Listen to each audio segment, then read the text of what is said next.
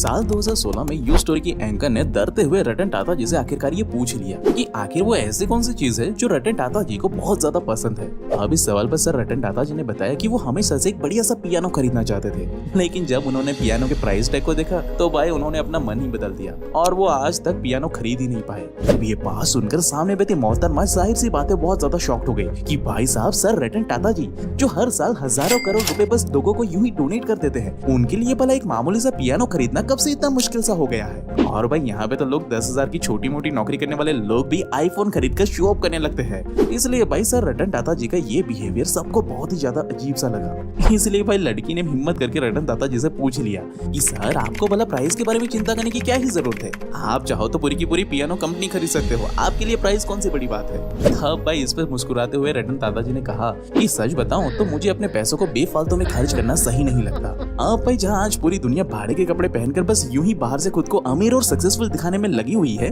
वहाँ पे आके रतन टाटा जैसे अल्ट्रा सक्सेसफुल लोग अपने ऊपर एक रुपया भी खर्च क्यों नहीं करना चाहते। आखिर भाई ऐसा कौन सा माइंडसेट वो अपने लिए फॉलो करते हैं, जैसे कि भाई इसी दुनिया में रहने वाले लोग पूरे पूरे दिन काम करके अपने मामूली से ईएमआई और लोन भी पे ऑफ नहीं कर पाते, वहीं ये अल्ट्रा सक्सेसफुल लोग हर साल बिलियंस ऑफ रुपीज तो भाई यूं ही दान कर देते हैं जैसे कि कुछ हुआ ही ना हो। और भाई क्या ऐसा सच में पॉसिबल है कि हम भी अपने इस मिडिल क्लास वाले दलदल से बाहर निकलकर इनके जैसे एक्चुअली में रिच बन सकते हैं, दिखावे वाला रिच नहीं। और भाई सच सच बताना कि क्या कोई सच में ऐसा तरीका है जैसे कि हम यानी कि नॉर्मल कॉमन इंसान भी दुनिया के टॉप 1% के क्लब में शामिल हो सकते हैं। तो भाई दिल थाम लो, क्योंकि आज इस वीडियो में हम इन्हीं सारे सवालों के जवाब विद प्रूफ एंड एविडेंस के साथ जानने वाले हैं और सारे राज से पर्दा हटाने वाले हैं। इसलिए इस वीडियो को पूरा जरूर देखना, क्योंकि इस वीडियो में मैं कोई भी बात अपने मन से नहीं बताने वाला, बल्कि सारी चीजें जो हमें प्रॉपर रिसर्च के थ्रू मिली है ना, वही चीजें बिना कोई फिल्टर के मैं आपके सामने रखने वाला हूँ, जिसे अगर आप चाहो तो वीडियो खत्म होने के बाद खुद से भी वेरीफाई कर सकते हो। So hey beautiful people, welcome to Fundoo programming. मैं हूँ आपका दोस्त फंडू बॉय। तो भाई यहाँ पे सबसे पहले तो हम ये समझ लेते हैं कि आखिर ये मिडिल क्लास ट्रैप होता क्या है।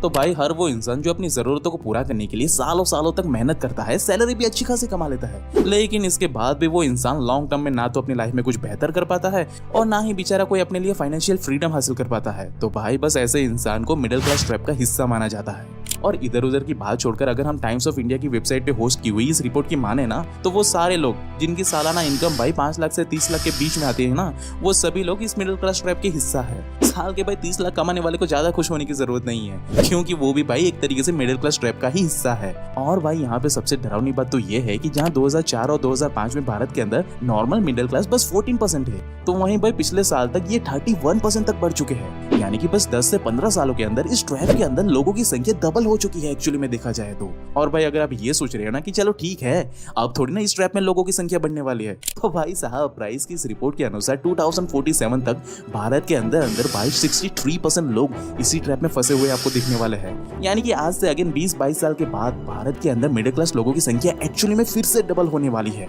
जहां भाई एक तरफ तो दुनिया के 95% लोग दिन रात मेहनत करके लोन और ईएमआई भरने में बिजी रहने वाले हैं, वहीं समाज के कुछ चतुर और चालाक लोग टॉप के 5% में बैठकर मजे से अपने लाइफ को एंजॉय करते हुए आपको नजर आएंगे। खुद ही देख लेना आप। तो भाई अब सवाल ये आता है कि आखिर भाई हम ऐसा क्या करें कि आने वाले सालों में इस मिडिल क्लास ट्रैप का हिस्सा ना बनकर हम भी एक्चुअली में उस चतुर चालाक लोगों की तरह टॉप 1% के क्लब में बैठकर आराम से मजे कर सके। तो भाई इसके लिए सबसे जरूरी चीज पहले तो ये है कि एक स्टेबल इनकम सोर्स बिल्ड करना, क्योंकि भाई अगर हम डेटा की बात करें ना, तो भले ही मल्टी डायमेंशनल पॉवर्टी रेट पहले के मुकाबले में इंडिया में कम हुई है, मानते हैं, लेकिन भाई ग्राउंड रियलिटी तो यही है कि भाई आज भी इंडिया के बड़े पोर्शन ऑफ यूथ के पास एक स्टेबल इनकम है ही नहीं। और अगर जिनके पास इनकम है भी, तब भी लोग महीने के अंत में आते आते बस 1000-2000 रुपए ही बचा पाते हैं, जिस कारण ही ये लोग हर सुबह उठते हैं, मेट्रो में धक्के खाते हुए ऑफिस जाते हैं और अपने जरूरतों को पूरा करने के लिए दिन रात एक करके गधा मजदूरी करते हैं, ताकि वो बेचारे समय से ईएमआई भर के अपने छोटे मोटे सपनों को पूरा कर सके। अब भाई ऐसे में लाखों लोग इस मायाजाल से बाहर निकलना तो चाहते हैं, लेकिन इन बेचारों को कोई सॉल्यूशन ही नहीं पता। लेकिन मैं सच बताऊं तो इसका सॉल्यूशन बड़ा ही सिंपल सा है, जो कि है इन्वेस्टमेंट। अब मैं जानता हूं कि ये बात सुनकर काफी लोग बताएंगे कि भाई मैं तो महीने के अंत तक आते आते सैलरी से मर मर के थोड़े बहुत पैसे बचा तो लेता हूँ, लेकिन भाई 1000-2000 बचा करके मैं कौन सा ताता बिरला या अंबानी बन जाऊंगा। और भाई मैं यही सोचकर इन्वेस्टमेंट के चक्कर में नहीं फंसता हूँ।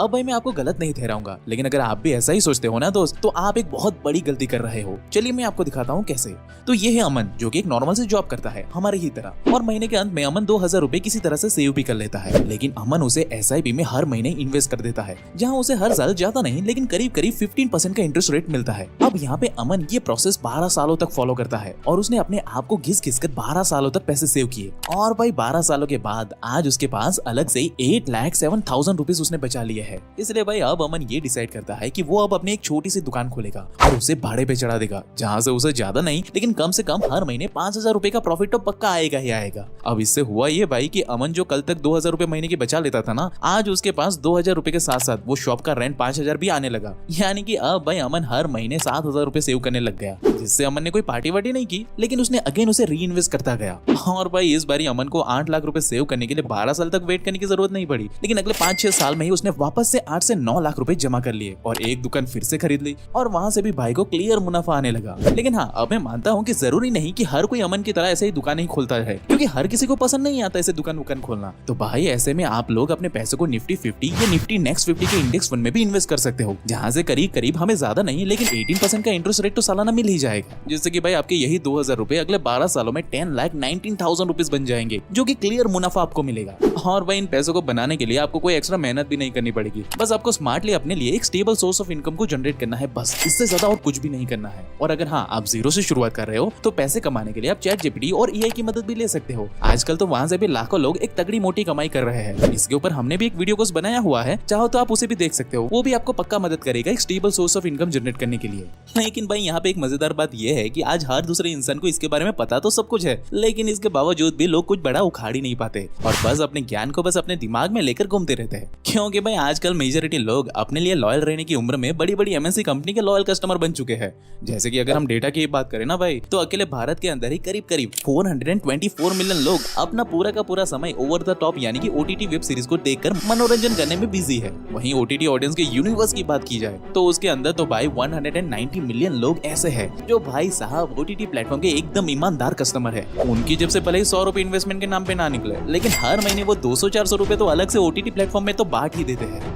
और भाई ये बात कोई मैं अपने मन से नहीं बता रहा हूँ, बल्कि इस वेबसाइट पे होस्ट हुई ये रिपोर्ट खुद ये बता रही है कि कैसे 2020 जो कि लोगों के लिए मोस्ट डिफिकल्ट ईयर था, लेकिन उस समय पे भी ओटीटी प्लेटफॉर्म ने भाई करीब करीब 19 बिलियन इंडियन रुपीस का धंधा किया था। अब अगर आप ये सोच रहे होगे ना कि भाई 2020 में तो सभी लोग अपने घर पे थे ना, इसलिए शायद से लोगों ने मजबूरी में अपने पैसे ओटीटी वालों को दिए होंगे कि चलो 2 मिनट टाइम पास कर लेते हैं ये सोचकर। लेकिन भाई रियलिटी तो ये है कि आज जब सारी चीजें नॉर्मल हो चुकी है ना, तब भी लोगों के दिमाग से ये ओटीटी का भूत उतरा नहीं है, बल्कि सिर्फ 2 साल के बाद यानी कि 2022 में यही ओटीटी वालों ने 46 बिलियन रुपए कमाए हैं भाई, जो कि छोटी रकम नहीं होती। यानी कि बस 2 सालों में प्रॉफिट डबल से भी ज्यादा, और आज भी ये ग्रोथ सेम इसी तरीके से ग्रो हो रही है। तो भाई अब मैं आपसे पूछता हूँ कि आपके अनुसार ये जो बिलियंस ऑफ रुपीस ये ओटीटी वाले कमा रहे हैं ना, वो पैसे आखिर है किसके? अमीर लोगों के? ना ना ना ना ना ना ना भाई, क्योंकि अगर आप सोच रहे हो ना कि ऐसे ओटीटी सब्सक्रिप्शन तो सिर्फ रिच लोग ही खरीदते होंगे, मिडिल क्लास वाले लोगों के पास तो इतने पैसे कहां से ही होंगे, तो भाई आप बिल्कुल पूरी तरीके से गलत हो। क्योंकि भाई इन प्लेटफॉर्म के जो एक्चुअल कस्टमर्स हैं ना, वो सबके सब मिडिल क्लास से ही आते हैं, और ये भाई चद्दर के छुपे वही मिडिल क्लास के लोग हैं, जिससे अगर इन्वेस्टमेंट की बात बताओ ना तो 100 रुपए के लिए भी अपना दुखड़ा रोने लगते हैं कि भाई हमारे पास तो पैसे वैसे कुछ नहीं है, हम तो बहुत ही गरीब लोग हैं। लेकिन भाई यही लोग ओटीटी प्लेटफॉर्म को हर महीने 200-400 रुपए तो बिल्कुल टाइम से देते हैं, वहां पे तो ये बिल्कुल भी नहीं चुकते।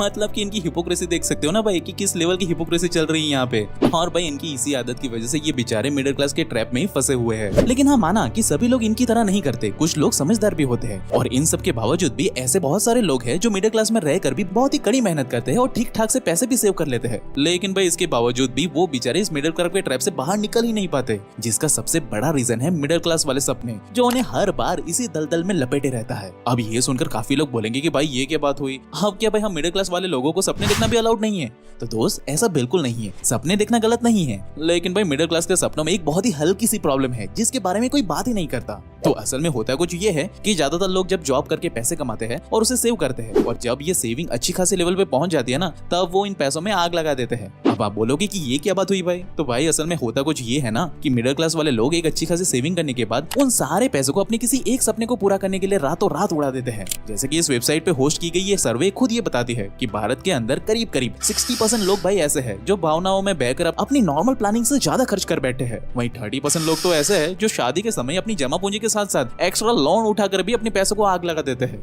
और ये बात सिर्फ शादी तक लिमिटेड नहीं है भाई, ना ना ना ना ना ना ना, बल्कि ऐसा ही कुछ वो अपनी मन पसंदीदा कार, आईफोन या और भी ऐसे बेफालतू के लग्जरी आइटम को खरीदने के लिए कर देते हैं। और ये बात कोई मैं नहीं बता रहा हूँ, बल्कि 2020 में एल्बा ने अपनी वेबसाइट पर खुद ये सर्वे को होस्ट करके दिखाया है, जहाँ ये बात साफ साफ निकल करके आई है कि करीब करीब 83.3% लोग अपने part time and full time काम करने से मिलने वाले पैसों को कई महीने तक सेव करने के बाद एक ही झटके में अपने लिए लग्जरी आइटम खरीदने के लिए एक झटके में उड़ा देते हैं। अब भाई यहाँ पे आप खुद सोच कर देखो कि जहाँ मिस्टर रतन टाटा जैसे वेल्दी इंसान अपने ऊपर छोटी सी रकम को खर्च करने से पहले इतना सोचते हैं, वहीं ये बेचारे मिडिल क्लास में फंसे लोग अपने एक छोटे से गोल के पीछे पूरी की पूरी सेविंग को आग लगा देते हैं। और यही माइंडसेट भाई उन्हें जिंदगी भर इस ट्रैप में फंसाए रखता है। अब भाई यहाँ पे मैं आपको ये बिल्कुल नहीं कह रहा हूँ कि अपने सपने को पूरा मत करो, पूरा करो दोस्त, बिल्कुल पूरा करो, लेकिन सिर्फ अपने एक सपने को पूरा करने के लिए अपनी पूरी की पूरी फ्यूचर लाइफ को ही बर्बाद कर देना, ये कहाँ की समझदारी हुई भाई? आप इसके बारे में क्या सोचते हो मुझे कमेंट करके बताओ। हम कमेंट सेक्शन में एक हेल्दी डिस्कशन कर सकते हैं इसके बारे में। बाकी भाई ये मिडिल क्लास के लोग ऐसे लग्जरी ट्रैप में फंसते कैसे हैं और ऐसे लग्जरी ट्रैप से बचा कैसे जा सकता है, ये सारे सवालों के जवाब ऑलरेडी हमने इस लेफ्ट वाली वीडियो में आपके लिए एक्सप्लेन कर दिए हैं, जिसे अगर आप चाहो तो इस लेफ्ट वाली वीडियो पे क्लिक करके अभी देख सकते हो। बाकी आपको हमारी ये वीडियो कैसी लगी वो हमें कमेंट करके जरूर से बताना। और ऐसे ही लाइफ चेंजिंग वीडियोस भाई हर हफ्ते देखने के लिए हमारे चैनल को अभी सब्सक्राइब करें। And at last,